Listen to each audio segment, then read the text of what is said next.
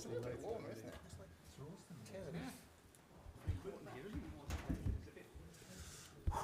Warmer here. You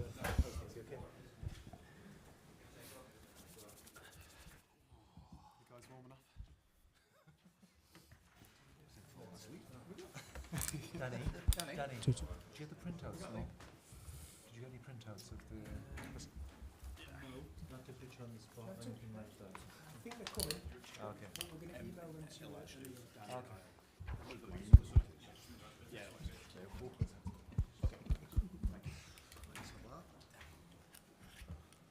Okay.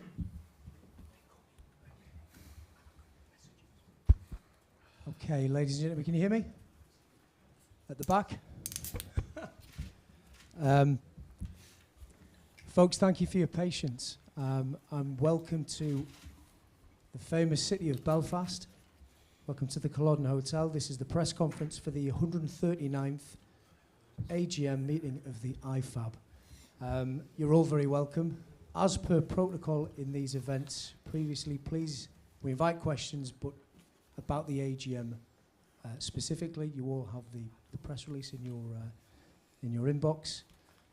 You can see the colleagues across the table here all have been contributing over the course of the press conference. If I could begin with our chair, with his opening remarks, if we could ask Irish FA CEO Patrick Nelson to kick us off. Patrick. Yeah, thanks, Danny, and welcome everybody. I'm delighted that you've all made it to Belfast for this meeting. We've had an interesting and fruitful meeting this morning, and I'm just going to give you a couple of highlights, and then I think Danny and Brian will manage the Q&A process. So, as is always the case, we talked about proposed changes to the laws of the game for 25-26. I'll just run through those very, very briefly. Firstly, we are introducing as a competition option only the captain protocol that has been successfully tested in a number of locations. So that will be part of the armoury of options for competition organisers to use in future. Moving from there to the dropped ball law. Historically, it's always gone to the team who last played the ball, and we're just making an update on that to say that if the referee is very clear that the ball was going to go to the opposition, then the referee will determine that the drop ball goes to the opposition. So that's just a minor change there, but important to note.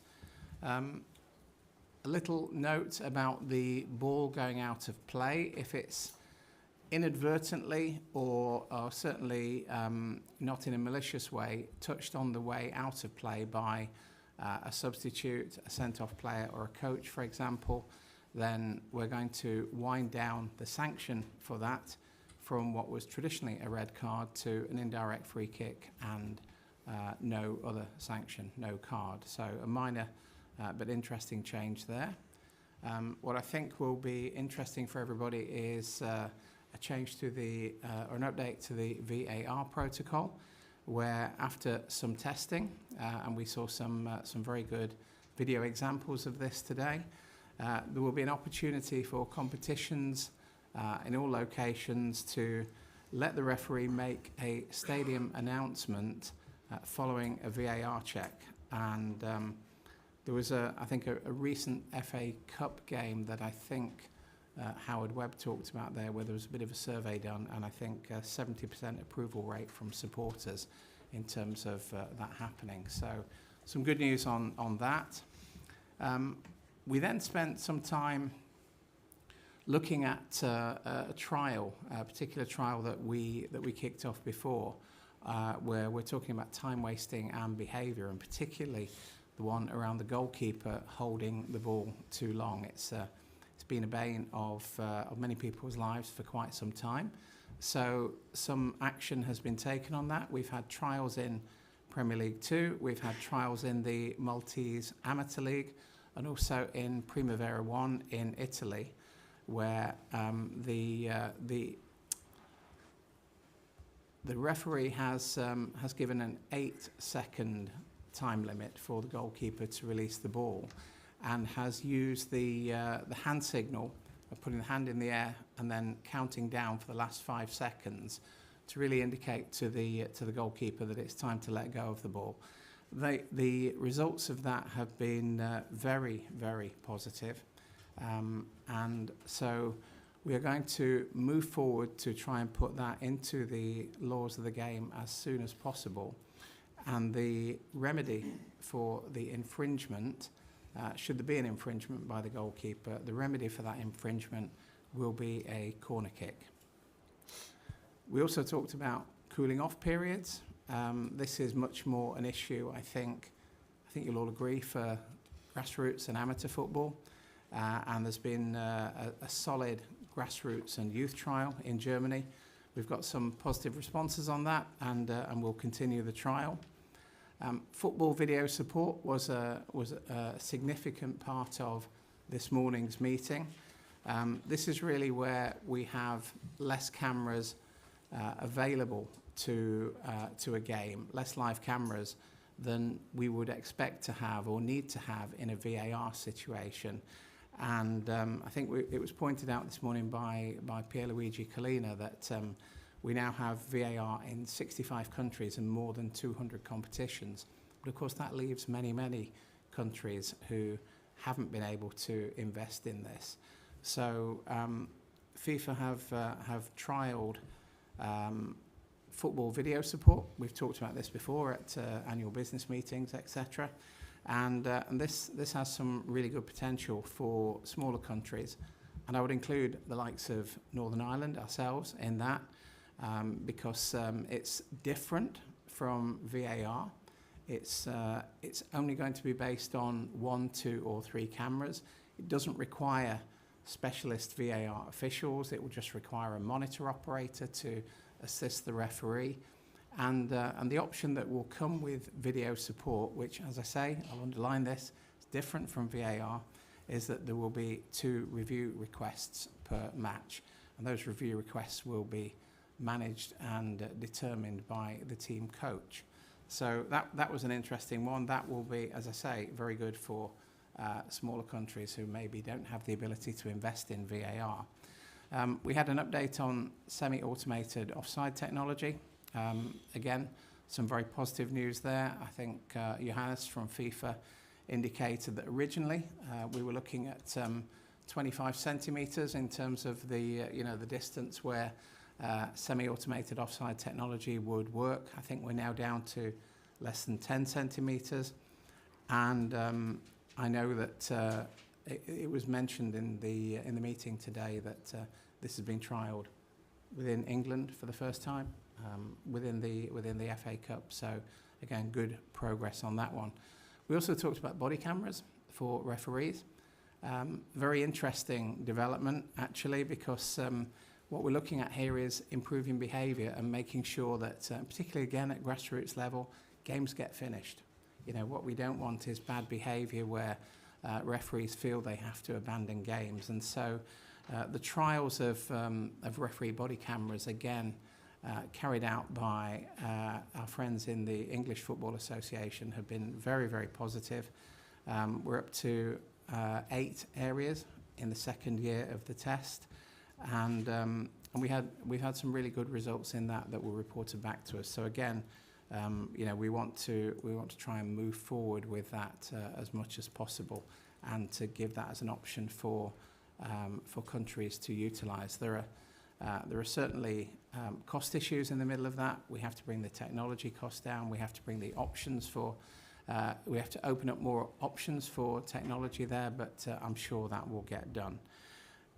Almost finally, sorry, I appreciate Danny, I've perhaps gone on a little bit too long in terms of the detail, but we had a great presentation from Dr. Andy Massey of FIFA on the Suspect and Protect concussion campaign. 75 national associations now have been part of the briefings. It's a really good campaign from FIFA.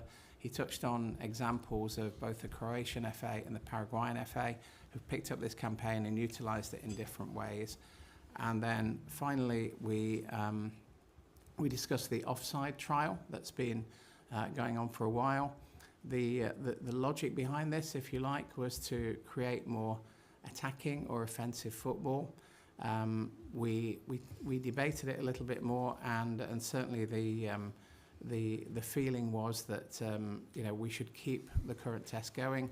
It needs a little bit more of a fresh wind behind it, to quote our friends in the meeting, and it will be tested, I think, in some FIFA competitions, which FIFA will determine in the near future. So that's the flavour of today. That's pretty much everything we've discussed. So it may be that you have no questions at all as a result of that, but that would be a sort of a very odd day, wouldn't it, if you didn't have any questions. So that's me done. I'm going to hand back to Brian, and I think, Brian, you'll take Thanks, it from Patrick. here. Yeah, hello everybody. Just to highlight, because we have had a few law changes, we have Pierluigi Collina and David Ellery available afterwards if you've got any specifically technical questions that you want answered.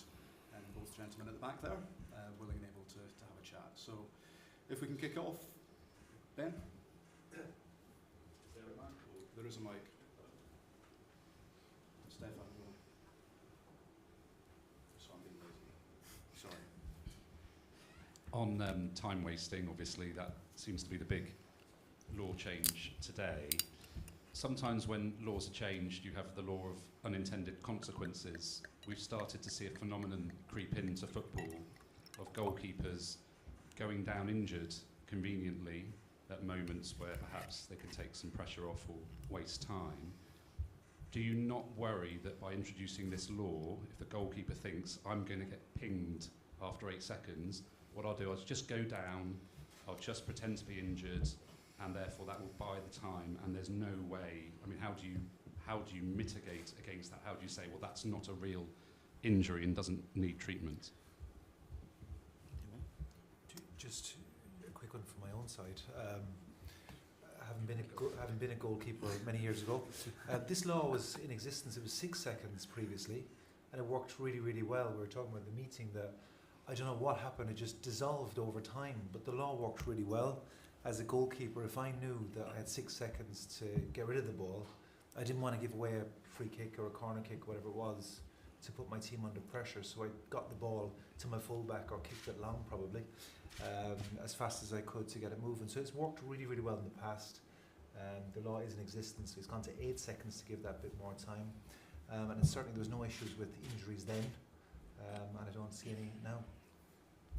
I think the only thing I'd add to that is the way you avoid unintended consequences is trials. The trials being, I think, if you look at the 2 trials, 350 games in one and about 300 in the other, David, is that? Well, a total of just over 400. Right. Yeah. So it's been trialled in a significant number of games, worked really well wherever it's been trialled.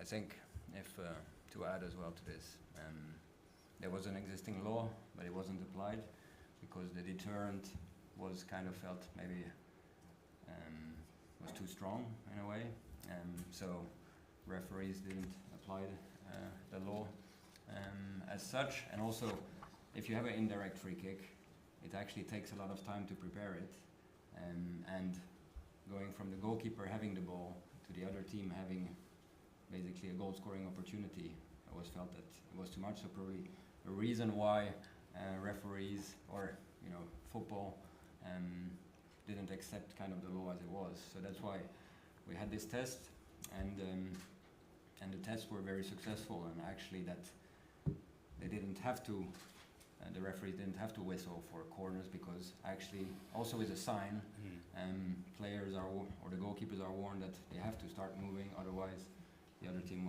will get a corner kick. So I think also the combination of having the visual part of having a referee signaling that there may be a consequence coming has been very beneficial, and also that a corner is more acceptable than an indirect free kick within the penalty box. Pierluigi, you wanted to add something? I can give you an answer from a technical point. There is a difference between the time a goalkeeper is losing by keeping the ball in the hands, and the time which is wasted when the goalkeeper is injured or is pretending to be injured. The first one is not compensated at the end, so it's really wasted. If there is an injury or a pretended injury, the referee will add the time at the end of the match. So basically, there is no meaning for the goalkeeper to stay on the ground pretending an injury, because he knows that this time will be compensated at the end. The only difference, the only issue may be to interrupt the tempo of the opponents. This is the only possibility he can get by pretending an injury. Thanks, Pierluigi. We'll just go to the front, Stefan, Martin, Ziegler.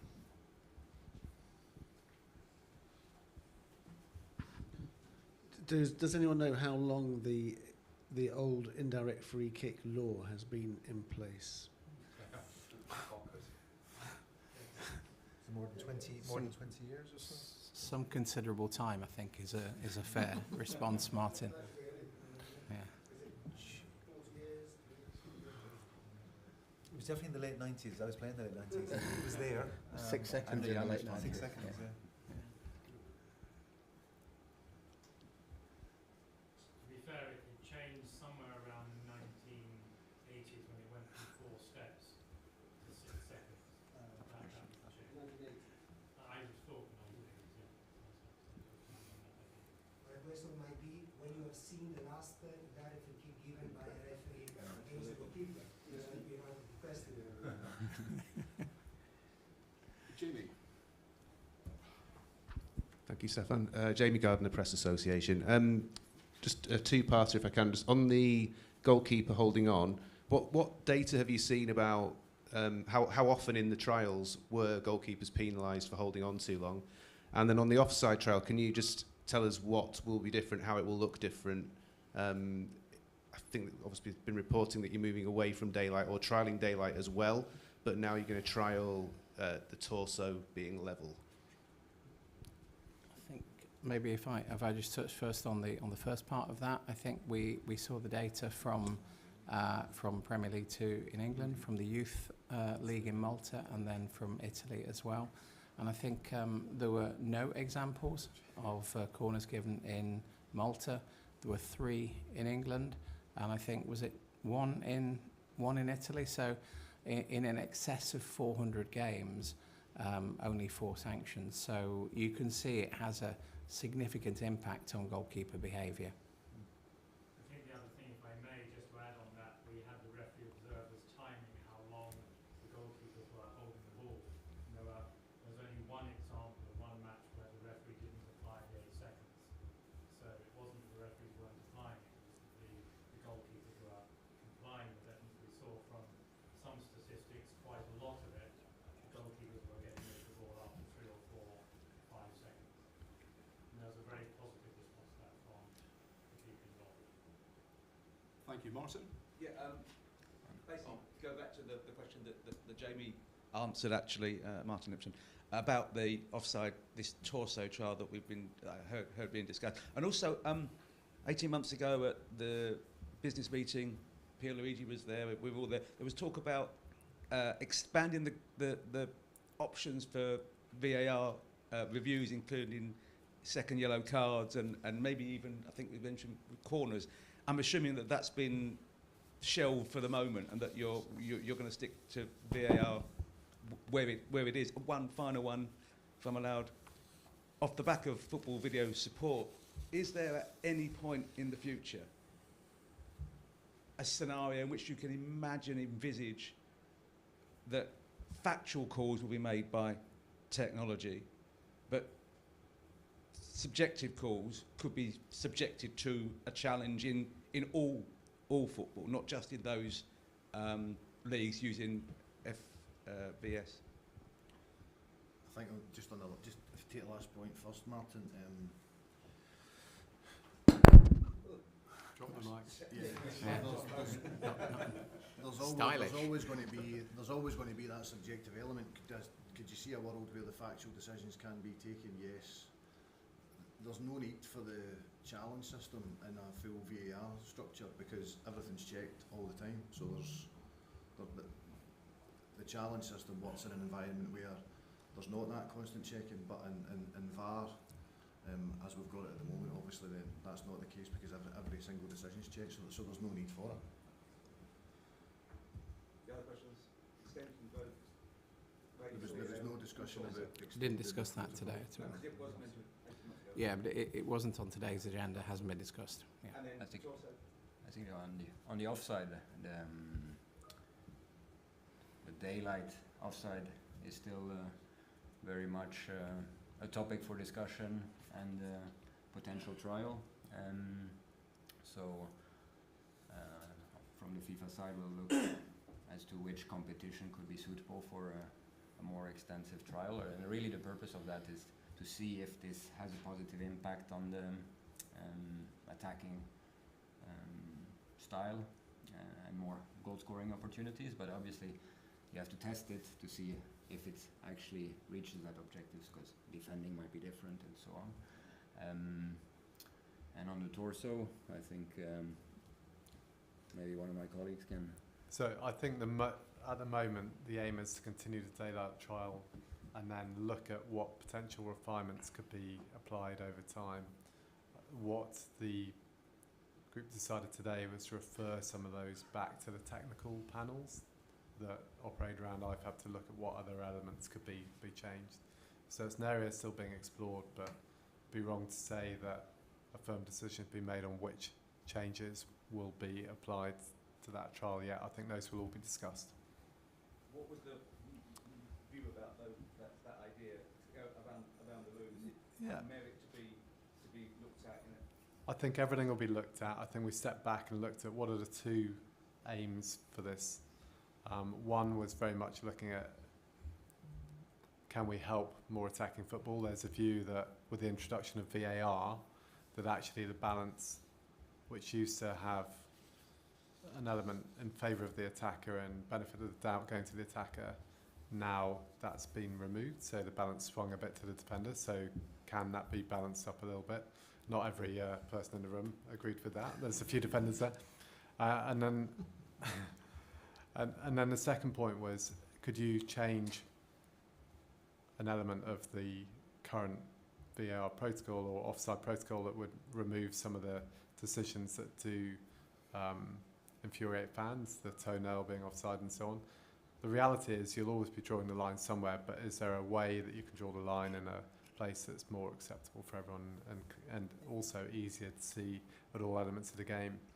So in the park, where you haven't got VAR, as well as in the Premier League where you have. So those were the kind of objectives being looked at, and I think those are the right thing. We all talked about that, but there's no firm decision on what elements of the daylight trial will be tweaked over time. Did Paul from The Guardian have a question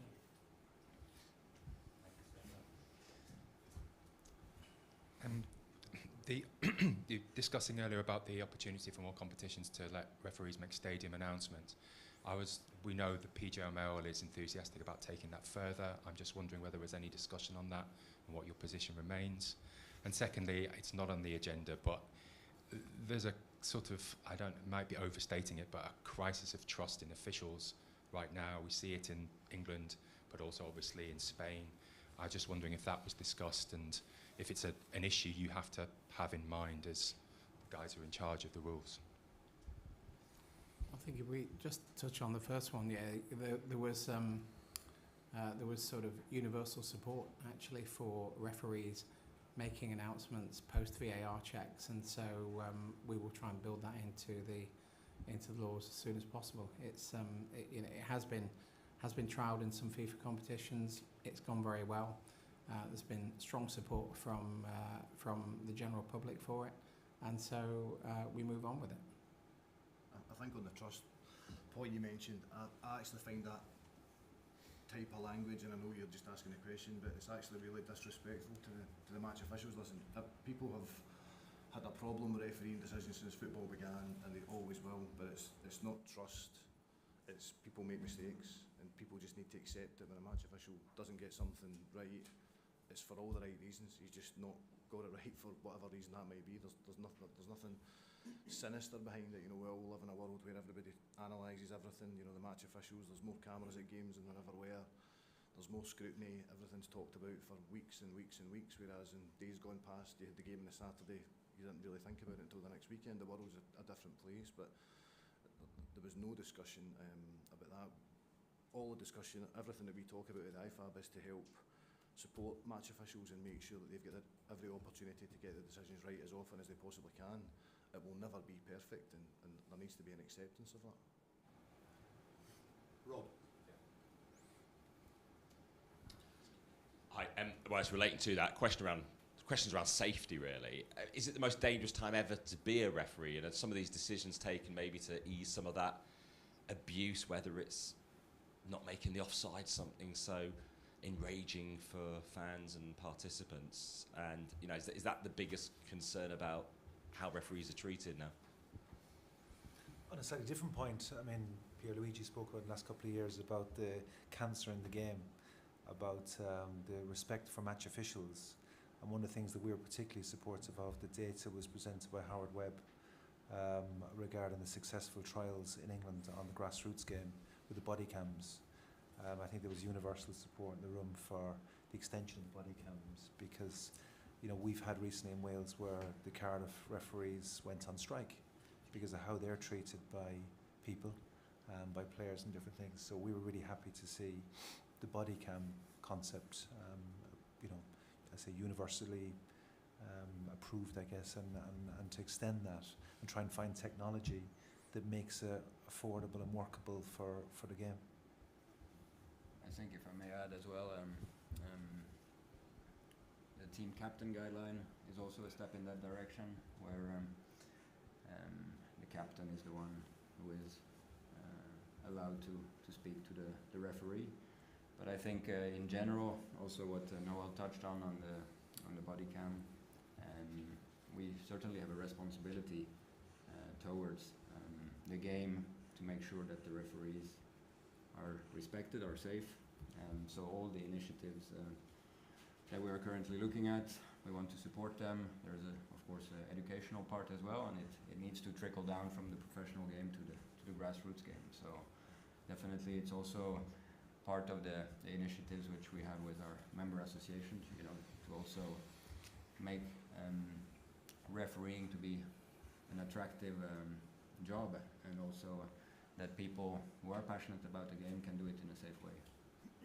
Particularly in the last week, we've got Jose Mourinho again sort of targeting referees and sort of conspiracy theories. Is this type of thing unhelpful, particularly as you're here setting those laws of the game?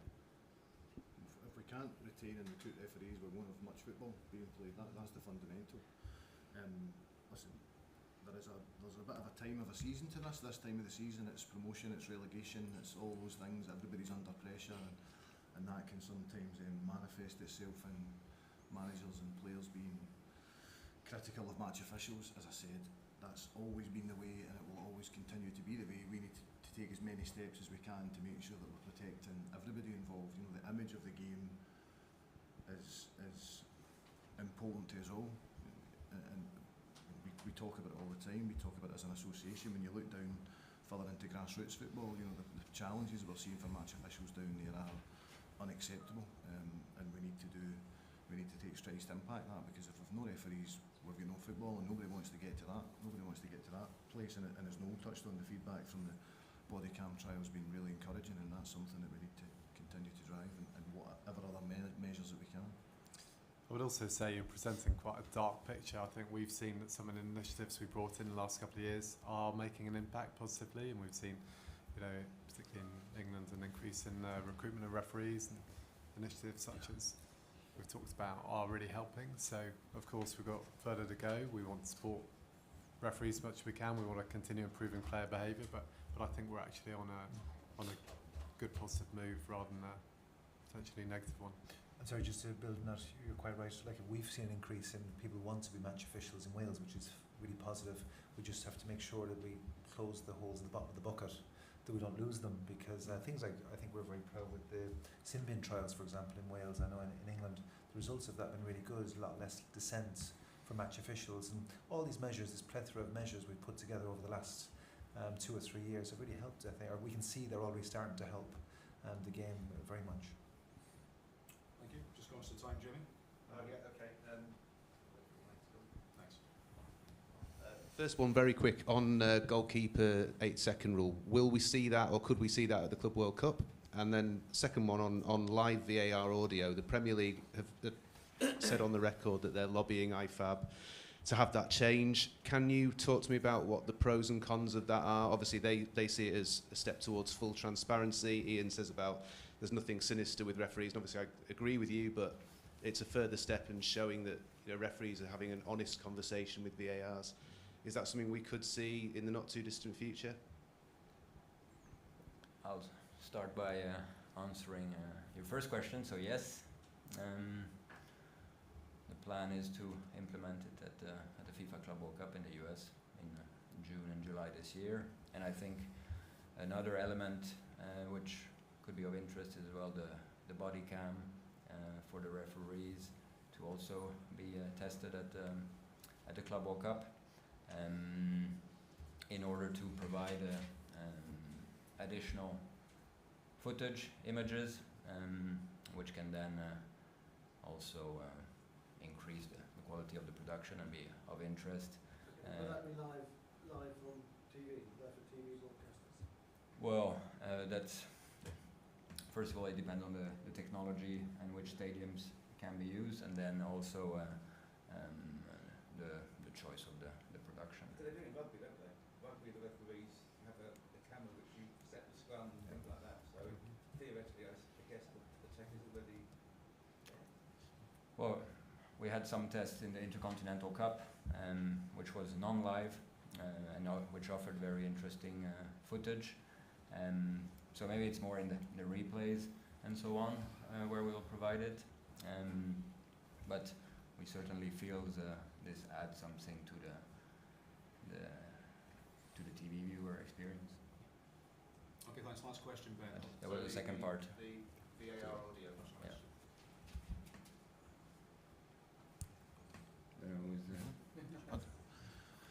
Well, it wasn't discussed today. It wasn't. It's something. No, I was just going to say it wasn't discussed. I mean, there are more and more of the countries that have VAR are doing some sort of VAR show, and there is a lot of audio that is now heard as part of that. So, where it goes in the future, I'm not quite sure, but it wasn't discussed in terms of that at the moment. I think it's available, or certain competition organizer make it available after the match, more to explain the decisions, and of course it's also used in refereeing educational courses, but not live. Apologies, second last question over there, please. Sorry, just someone didn't ask earlier. Sorry, Patrick, you mentioned in your opening remarks about the potential for Northern Ireland to be a good example of somewhere where video support would work. Do you envisage any sort of broad timeline of when we could see that? Could the Irish League even be involved in the trial?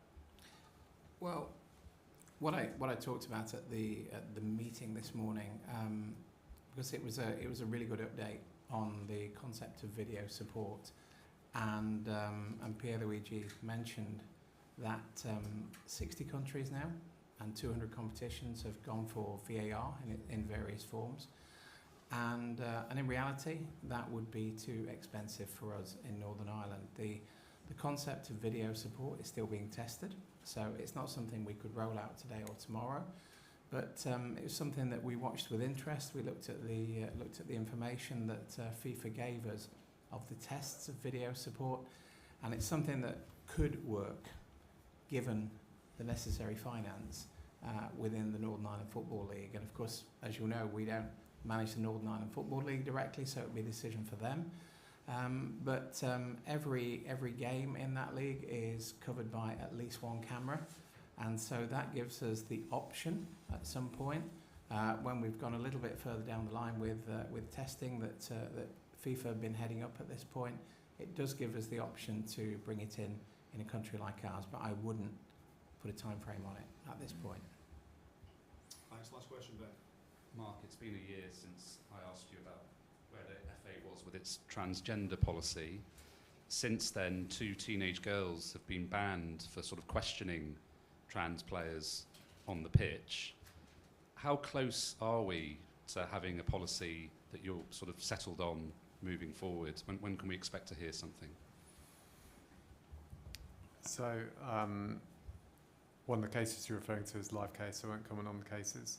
I think if you look at the Equality Act, and we've had legal opinion on it, we feel that our policy is broadly in the right place.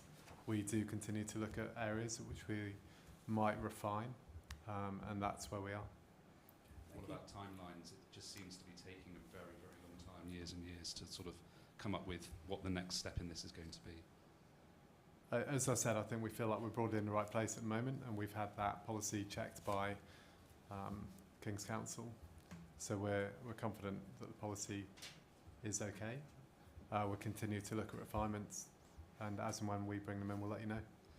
And just quickly, Matthias, FIFA's policy on this, 4 years plus now of review. Can you give us any sense of when this will finally see this policy? Well, I think in the last couple of years we haven't had any cases of gender eligibility in our competitions, so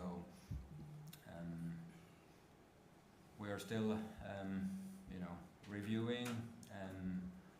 We feel there is no particular urgency, so we'll take the time necessary because it's a complex question.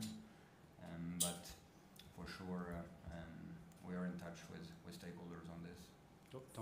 Donald Trump says keep men out of women's sports.